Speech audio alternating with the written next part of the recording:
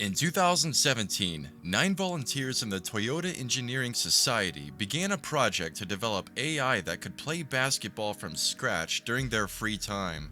Over time, this robot developed better techniques to sink baskets from further and further away, and Q isn't playing around. By 2019, Q achieved a Guinness World Record for the most consecutive basketball free throws by a humanoid robot by sinking 2,020 shots in a row. The team said Q could easily sink more, but they pretty much just quit out of boredom.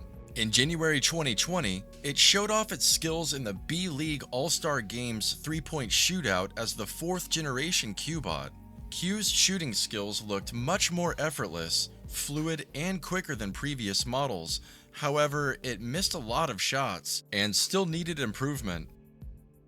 Now, Q is in its 6th generation, and in December 2022, Q6 was introduced during halftime at the Alvark Tokyo vs Shiga Lakes game.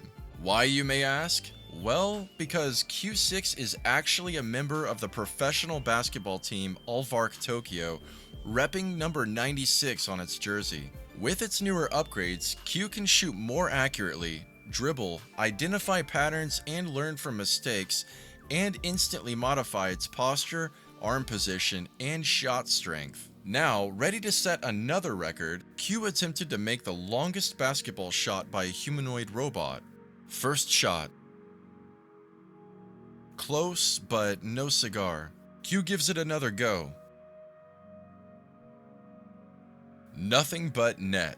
Q synced this shot at 24.5 meters or 80 feet and 6 inches. This robot is already beating pro basketball players in competitions and setting Guinness records, with it starting out as just a Lego prototype several years ago. Now it can independently pick up a basketball, dribble while moving on wheels, and shoot from different positions. The team envisions building a robot that can perform more complex skills like slam dunking, layups, and footwork.